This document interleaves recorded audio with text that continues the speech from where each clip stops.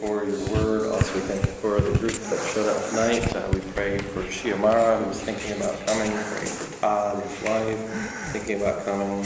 Also for Richard, I don't know if he was planning to come or not. We pray lastly that you bless your word. As I've been studying and adding things, and pray that people here will be blessed from your word. In Jesus' name we pray. Okay, so if you had saved your paper from a month and a half ago,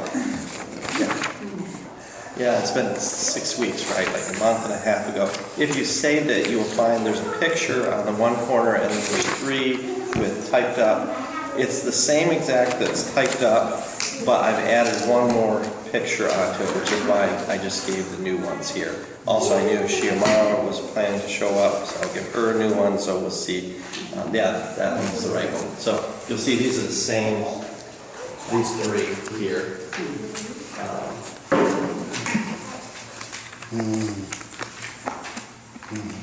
Okay. No, that's fine. So, no. So that's the church, okay, separate. So today, or tonight, I want to skip the first picture that you're going to see on the new one. And it says, all the skills, and it starts with Paul, okay? I'm going to say that. No, that's old. That's the temple tabernacle. So that's before that.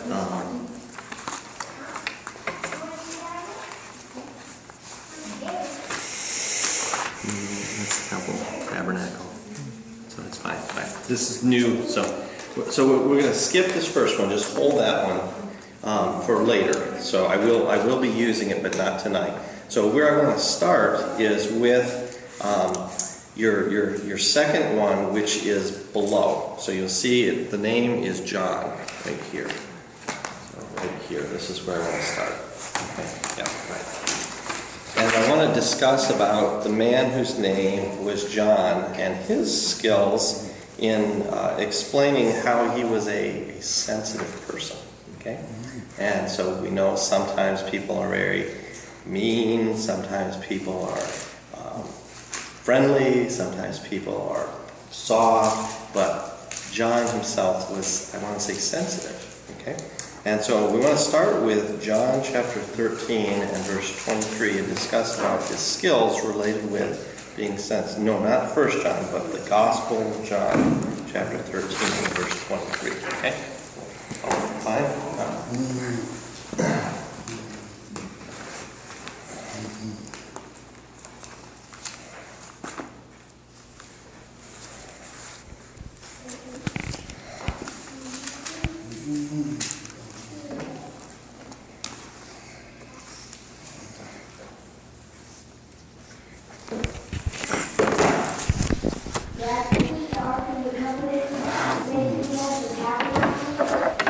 No, the Ark of the Covenant was inside of the tabernacle. The tabernacle was a tent. You missed fog too many times.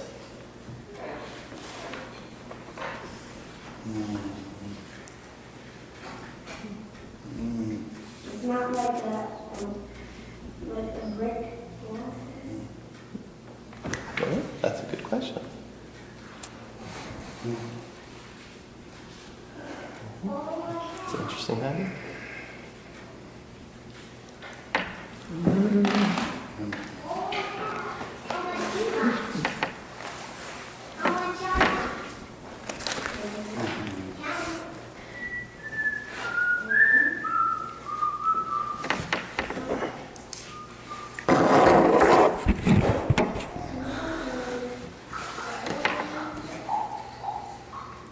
Now imagine we've arrived at the Last Supper with Jesus Christ. This is now the night before he will be crucified. This is the night that all the 12 disciples are gathered together into the upper room where they have prepared. The table has been set up, not the same as here, but in a U. So if you imagine that we have like the table extending out here, And we'll miss right in here, and the table's extending out here. And the people are laying, not sitting, but laying like this, all the way around. That's right. Because they didn't have seats, they had just pillows that they would set up behind, and then you would sit like this with your feet out here, and then the other person would be like here with their feet out there, all the way like this, all the way around. Yeah. So a little bit more like this. So see, so kind of like just this all the way around. Okay. When you arrive at the last place over here, this would be called the servant's place. And so Peter, if you remember, told the Lord, no, you don't wash my feet, right? The reason why is because it seems that Peter was sitting or laying there in the servant's place. So it was really his responsibility to wash the feet. But Jesus Christ stands up and takes up the bowl and takes up the towel and replaces Peter. And Peter's like, wait, that was my job. And Jesus Christ says, you want to become saved, you want to join me, you let me be the boss, okay? And he goes ahead and he washes all the feet and he shows them humility and service. That night, where was John?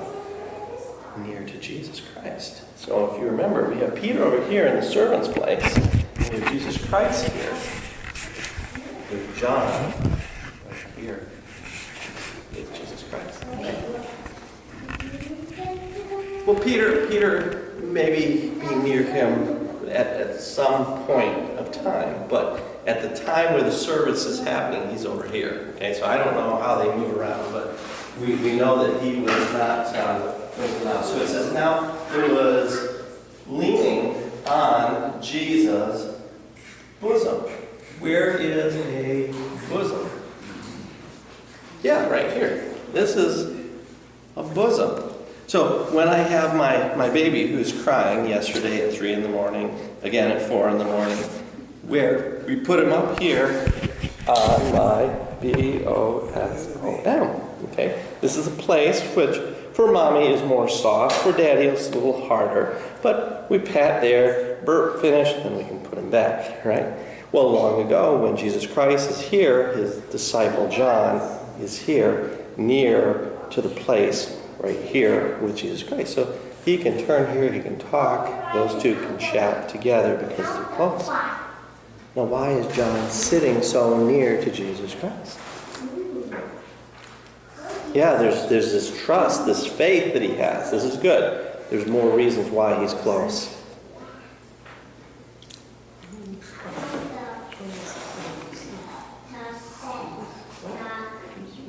Yeah, this is a good question. If Jesus Christ had labels there, this is your seating place, I don't know. That's a good question. Well, think about as they're walking together going to this place. Jesus Christ has recently told people, if we break down the temple, 3 days later I will build it again, right? Okay. Also, Jesus Christ has been warning the disciples, I'm not going to stay here forever with you. I will be leaving soon. So John is like this. Jesus Christ, he moves. John is going to follow. I'm not going to let you disappear, Jesus Christ. I'm watching you. Well, that was what she asked me too. I don't know. It's possible because remember, he is the last to die.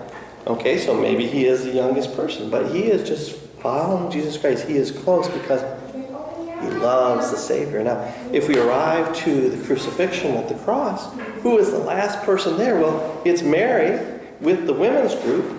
All the disciples that said they fled, except for one, John, he comes back. And Jesus Christ from the cross says, this is your mother now. You take it up, John. And this is your son, John. Now, name John. This is your son now. You take up him, Mom. Okay? And so there's this exchange that happens. Okay, so John, again, he shows up. He's not going to allow Jesus Christ just to disappear.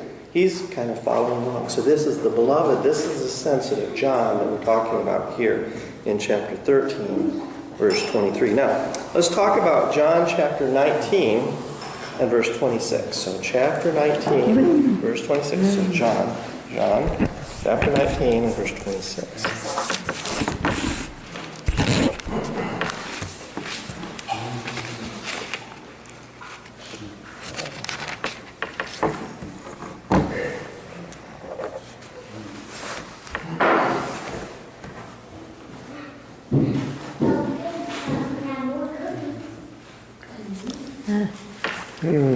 Chapter 19 and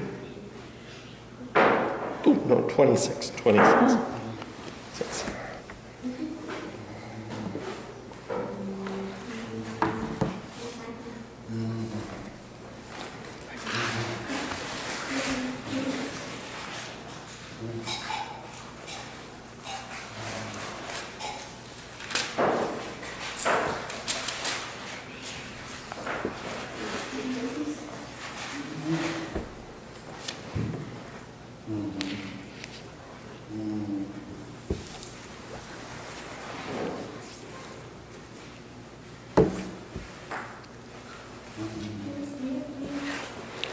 I want you to notice the language here.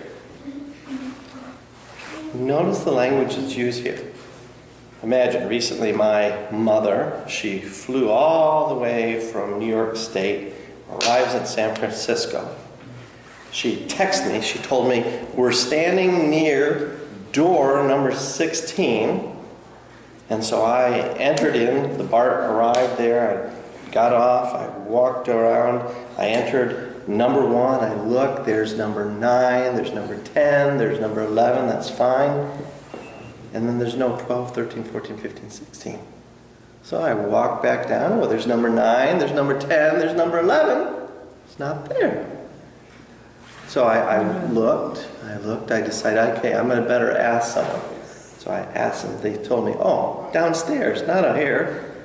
Oh, okay, fine. So I go downstairs and arrive there, and my mother is standing right there, door number 16. My mother was right. Okay, I was on the wrong level. Okay, so we got down to the right level. Now imagine I meet my mother, and I say, "Hello, woman." Just imagine. Can you imagine my mother? Oh, woman. My name is Mother, right? No, I didn't do that. No, I just imagined. But Jesus Christ, right here in the verse, he says, woman, behold your son. He doesn't say mother. He uses this word, woman. Why? Oh.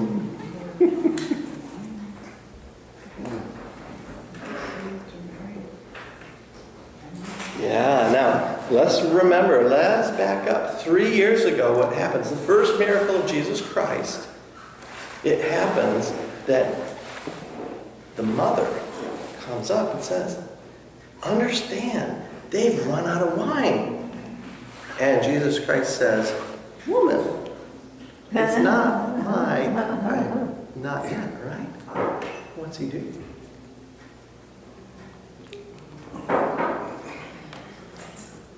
Exactly right. There is this emotional separation that's happening. He's saying, and later we see about 3 or 4 chapters later, the mother with the brothers, they show up outside. Jesus Christ is preaching. And one of the disciples goes, Jesus, your mother is here and your brothers are here outside waiting for you. And Jesus Christ says, who is my mother? Who is my brothers? Yeah. Why? Because he's setting up this line. He's saying, my mother, my brothers, if they are in the will of God, are right here in the room. But my mother had not yet repented. Not yet. My brothers had not yet understood who was here, Jesus Christ. So there is this separation right now that has not yet been resolved because they've not yet believed. Okay?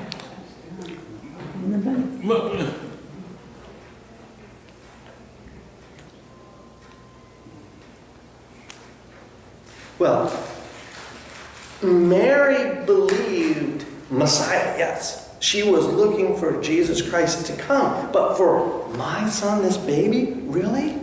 That is Messiah? She's not yet understood. He really will die on the cross, not yet understood. Now, after the resurrection, who first goes to the grave? Who's first? It's the group of the women, right? So there's the Mary, the other Mary, and another one woman. Okay, so these three women, they are the ones who go there. And they are the first believers. Because John and Peter have not yet believed. Later they were going to run and they're going to ride. One passes and enters and looks and sees, gone. His clothes are there. And then they're thinking and thinking, and later they believe. But understand, before the crucifixion, before the resurrection, not yet saved, not yet born again, not yet related, not yet. Do you understand? There's a separation. They do, that's right. Now, understand here with the language. Yeah, with the language here, we see when Jesus therefore saw his mother and the disciples standing near, who he loved. Who loved him? Jesus Christ, he loved him. And he says to his mother, woman, look at your son. Now, Jesus Christ is sensitive to the needs of his mother. It seems that Joseph, the father, is not there to support the mother. It seems that Joseph is not going to be named among the disciples.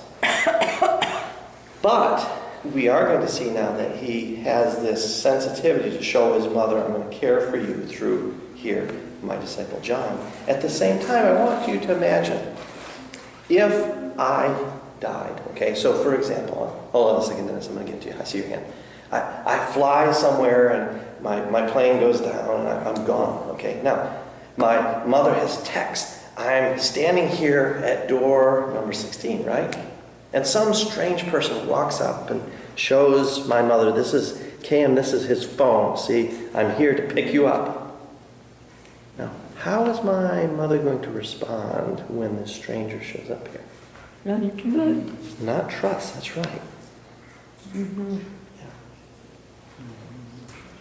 Something's wrong, where's my son? Okay, now, if at the same time I've texted and I've explained that my plane is over the ocean and it's going down and it's crashing, and please, mother, believe me that my friend here, he's going to adopt, he's your son.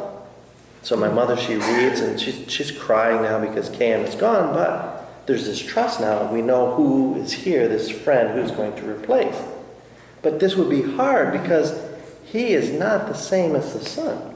You know, his smile is different, his frown is different, smell is different, all the list of things. The mother recognized this is not my son, right? But Jesus Christ is explaining with his mother now, understand, woman, you and I are going to be separated because I am dying now. I am gone now. And you are going to adopt this other son. And so John goes ahead and accepts this is now, quote, his mother to carry the same as Jesus Christ. This is a sensitive responsibility, yes? Yep, exactly. So the Father in heaven was separate from sin. Dennis, you had your hand very patient. Yeah, I think you kind of covered what I was thinking, that Jesus was going away. He was not going to be there to fulfill his obligations as a son, and therefore his mother will not be serving his mother, so he provided a substitute. Right, that's good. Yeah. And this is the same idea, just understand when Jesus Christ calls a pastor. Pastor will not live forever. Pastor can't stay forever, but Jesus Christ said, I will build my church, right? Jesus Christ said, I will build my church, right? 3 days, I'll put it up the temple, right? His body be resurrected. But also, in the future, as I build my church, he's promised that he's going to continue to replace and replace and replace pastors through their life. Just recently, when my parents, they flew in, my mother had a newspaper printed. My first pastor when I was 4 years old. The funeral in the newspaper. when I was 4 years old. My first pastor, long, long ago. Now, his wife is the first teaching person who taught me how to sing. Okay? So, my mother, she gives me this printing, and I read through it. I don't know who the names of the people are. A lot of people there. I don't know. I know who the pastor was there. I knew who his wife was there. But you see, he can't live forever. He gets older and he dies. When he was sick, when he was in the process of dying, his daughter was calling and calling and calling every day before God. Because what? The daughter loves. Do I call and call my pastor every day? Not really, right? It's not the same kind of love for my pastor, the same as the daughter here who loves her father, right? And so this picture I want to show you about the sensitivity of John is that he understood Jesus Christ was going to give him this new responsibility. And not only was he a faithful, a trustworthy disciple, one of the three who was close to Jesus Christ. Remember with the 11 as they went to pray, there were three who were close to Jesus Christ. Well, John was there. He was close. The 8 over here were not. Peter was there, that's right. James was there, right? These three. James, these three were closest to Jesus Christ. Well, John was among these three who were close.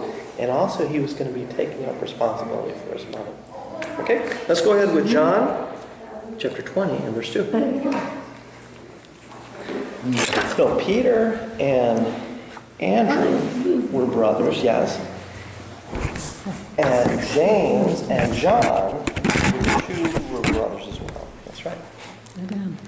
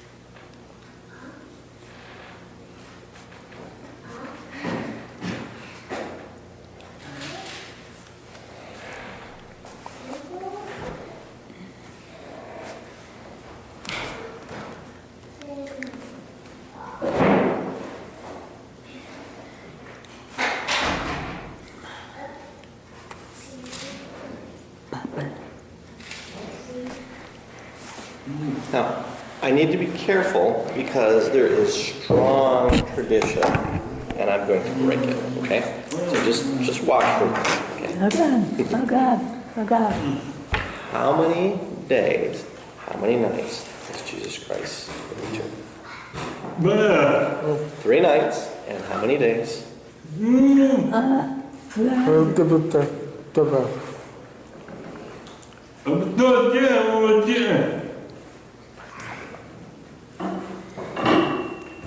Okay, so Rose is going to count that there were 3 days and 2 nights, right? Okay, and you're going to add a 3rd night. Okay, good. Now, let's match it together and understand the biblical account, okay? Jesus told the prophet, Jonah was how many nights, how many days in the belly of the fish? 3. Okay? Now this is important because tradition says Jesus Christ was crucified on Friday because it is called Good Friday, right? This is Catholic tradition. You can throw it out, okay?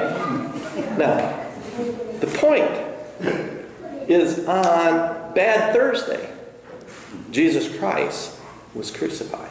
And Thursday night was the first night in the grave place. Now, you say, wait a minute. I thought he died on the Sabbath day. That's Friday, right? Okay, be careful. Because there are 2 kinds of Sabbaths in the Old Testament. One is a normal Sabbath. meaning 52 weeks in 1 year. There are 52 Friday nights connected with a Saturday called a Sabbath. This is a normal Sabbath. But once a year, there was called something which was called a high Sabbath celebration. And that related with the moon. Because the moon sometimes shows up full on Thursday, sometimes it shows up full on Wednesday, sometimes it shows up full on Tuesday, and it doesn't matter which time it happens. That was called Passover celebration.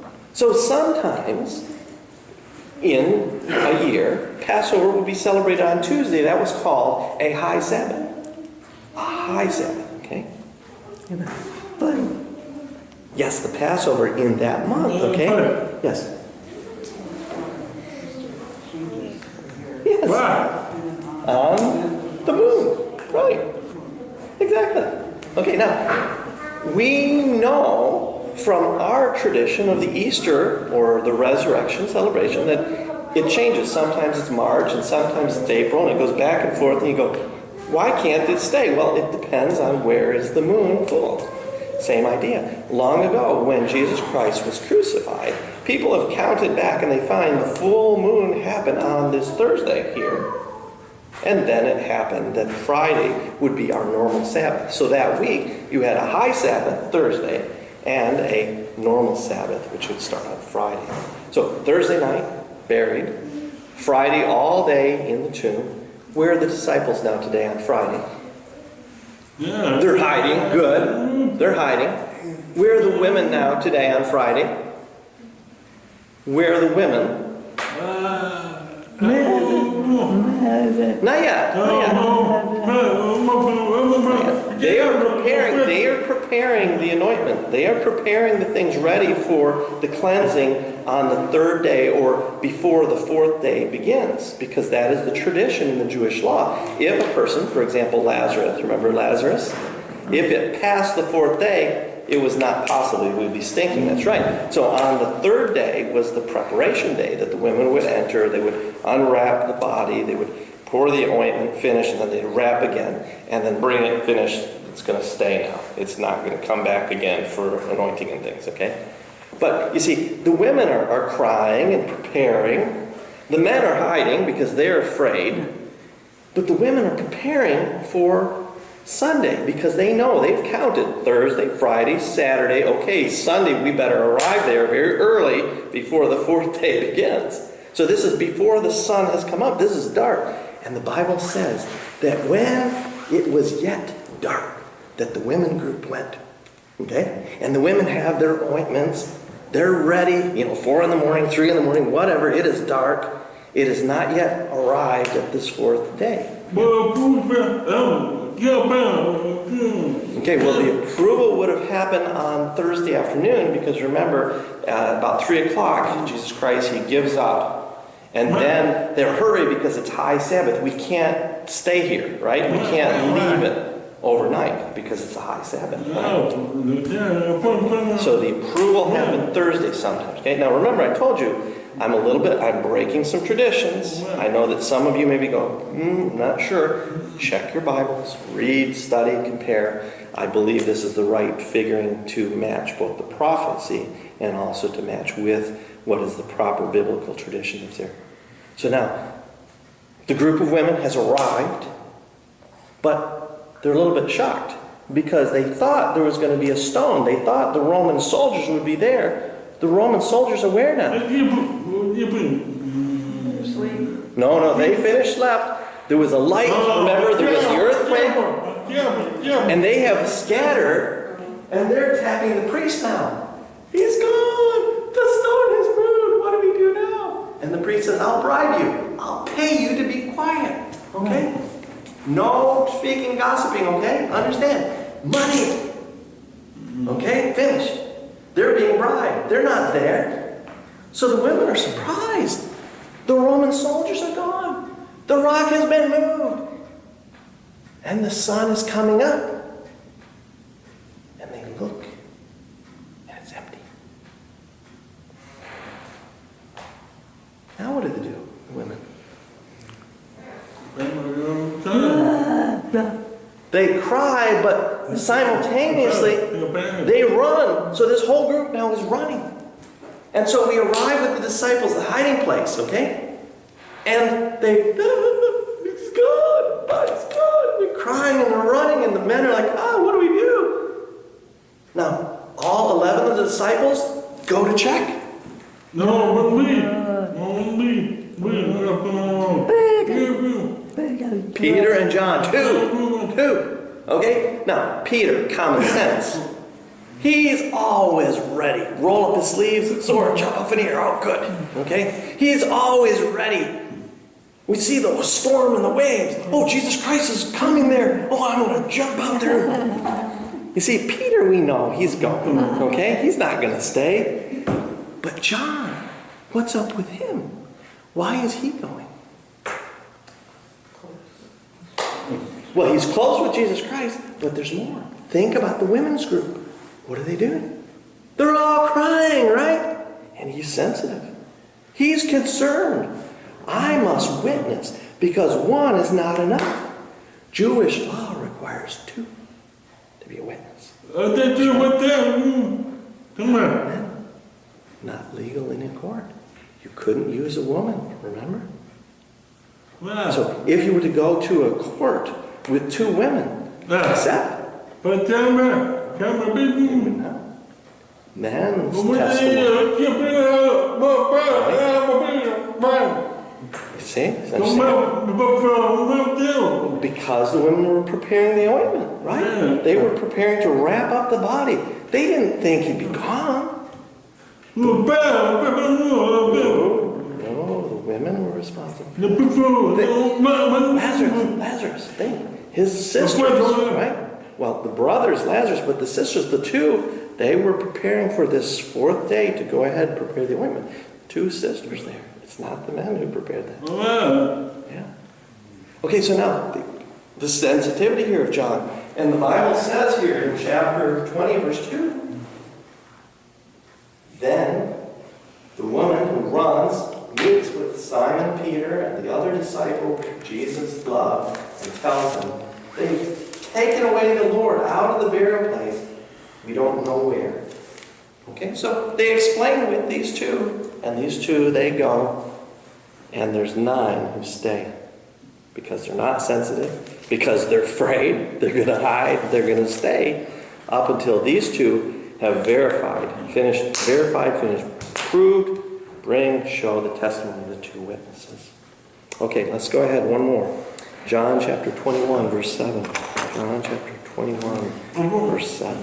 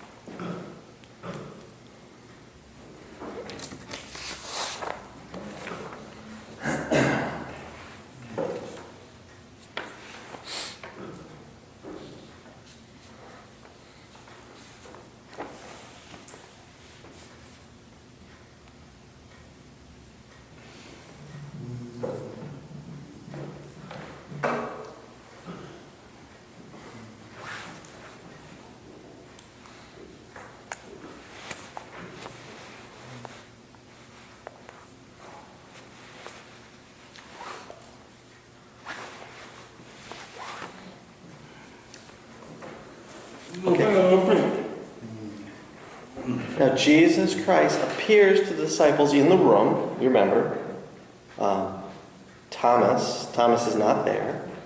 He says, no, not possible. I will not believe up until I touch myself. Okay? Then Jesus Christ shows up again, shows himself, and Thomas bows down. He accepts, yes, Jesus Christ is Lord, accepts without touching. Now we go ahead. Jesus Christ disappears. Now understand, the Bible says that they had closed the doors, the windows were also closed, and so Jesus Christ with this spiritual body can go through, I don't know where, but he can. He has a special body after the resurrection. So we arrive at chapter 21, and the disciples are a little bit frustrated now because it seems that Jesus Christ has disappeared from the burial place. He's appeared over here on the road. He's met 2 disciples. He disappears again. He appears in the room. He disappears again. He appears with Thomas. He disappears again. And if you count, it's 10 times this happens. He appears, disappears, appears, disappears, disappears. Okay, 10 times. And so it's an interesting story because as you count through and you see he's appearing, he's disappearing, they're frustrated. And so the disciples, Peter especially, says, okay, I remember 3 years ago I had a boat and I just dropped it. And I said, forget it, I'm following Jesus Christ, I'm going to stop my fishing. But I'm going to look and find a boat now. I like fishing. And so he goes and he joins this boat with John. And all night they're throwing the net and they're coming up and it's empty. And they're throwing the net and it's empty. Again and again. And it is even more frustrating because now I thought it's fun fishing, getting things. Nothing. It's empty. And there's a man who's standing way over there on this beach. And he yells out, have you found some fish? And John looks at him. And Peter looks at him. And then John says, wait, I hear the voice of Jesus Christ. And Peter says, Jesus? Oh! And he jumps into the water and he goes and he arrives to meet Jesus Christ. Who recognized it was Jesus was? Was it Peter? It was John. John was sensitive to the voice of Jesus Christ. And you remember Jesus Christ said in John chapter 10, my sheep know my voice, and I know who they are there. John is the one who recognized about the shepherd loving the sheep and caring and dying for the sheep. He was a sensitive one. And that is one skill that sometimes Christians forget. I want to encourage you as we're talking about skills. I have this other one that we missed for tonight. I talk about all the list of different kinds of skills. I'm saving that for another time. But I want to encourage you to think, if I'm a sensitive person, to use that skill for the glory of God. Because God designed people, some people very, very sensitive. They can know a person is sad today. And they can recognize you are giving me baloney because you told me 5. Now, they can see in the facial expression. That sensitive person needs to understand God gave this spiritual ability of sensitivity to meet the needs of this other person here, to pray with them, to encourage them with a song, to help them understand that John, the same as he was sensitive, you and I can be sensitive to the needs of other people as well. One more, chapter 21 and verse 20. Chapter 21 and verse 20.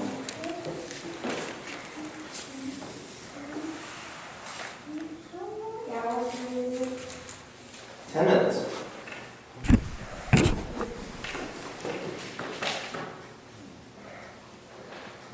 Chapter 21.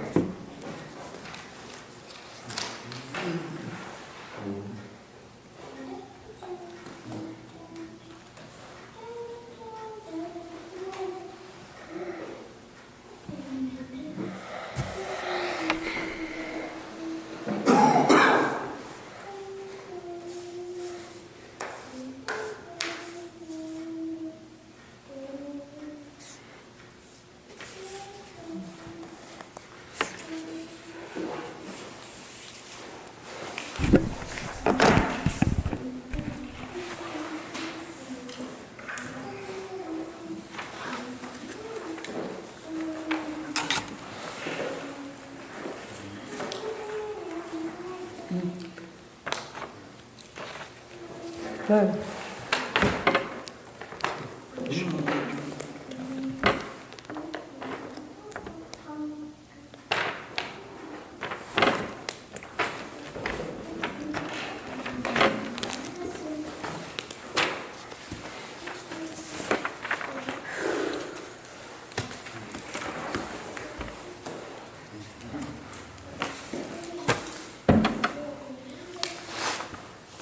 Now the verse is a little bit confusing because it matches two time periods.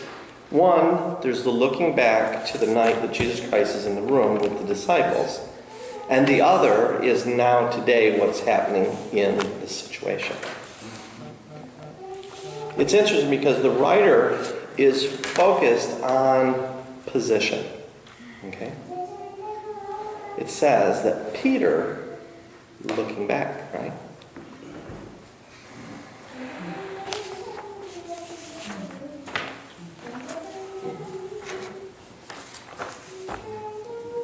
Imagine John here, okay? And Jesus is chatting with Peter right here. And Jesus is explaining with Peter about his future, right? You will suffer the same as me. Remember, I was crucified. You will suffer for my name, right? Peter. Now, Peter is not satisfied. He doesn't like the answer. I know. And he looks at Jesus Christ, and then he looks over here. He says, John over here, what's up with him? And so Jesus looks over here, and he says, not my problem. If I decide, he can stay forever. And Peter's like, really? Why? It's not fair. I must die, same suffer as you? Now understand, there's a second time of looking back. The first time happens in the Lord's Supper with the room. Because remember, we talk about someone's laying here, another person's laying here, another person's laying here. Well, when Jesus Christ spoke here, someone will dip with me, all the eyes were where? Right? And so understand, for him, John, possibly Peter, they must go like this. Because they can't move their bodies, right? They're lying like this, right? They must, to see what he's talking about, right? Over here, it's easy because they just look. It's opposite. Over here, it's easy. It's opposite. Over here, it's easy. It's opposite. They don't need to move their neck. Okay? Understand that? So the writer is focused on a little bit of position. That one person who is leading is in the front must look back, right? And the other person who is following must where? Look ahead. Here we see a word which is called restoration. To fix this relationship. You remember Peter recently disconnected? Wow. Because deny 3 times with Jesus Christ. Well, Jesus Christ is focused on fixing this relationship here. We're discussing together. We're fixing the relationship here. What's up with him? Why not fixing his relationship? Did John have a broken relationship? No. Seems not, because he was sensitive, because he was close with Jesus Christ. John here, he accepted. Lord, my new mother, fine. He accepts it. Lord, his body is gone. He accepts it. He's sensitive. It's easy to believe. And because of that, Jesus Christ says he's going to stay for a long time. Up until Revelation was written. Age around 90. Old John is sensitive because the Lord in vision communicates and shows and shows and shows and shows. Oh, I understand the future. Because he's sensitive to this communication with the voice of God. This is a special person. He's sensitive to people's needs. He's sensitive to the Lord's communication. He is sensitive to various things in his world. And because of that, God uses him in a very special way. Paul is not a sensitive person. Later on, when we talk about Paul, you're going to see different. God uses the tool here differently, not the same. Paul is a hammer over here. John is not. No, Peter is a sword. You know, he's sharp and he's fast. John is not. He's a different kind.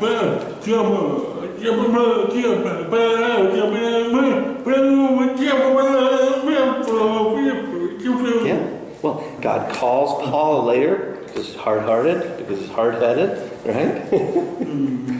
John is not hard-headed, not hard-hearted. He's soft, he's sensitive. That's right. Now, I don't have time, but just let me give you your homework. 1 John. Read the book. Okay? See there?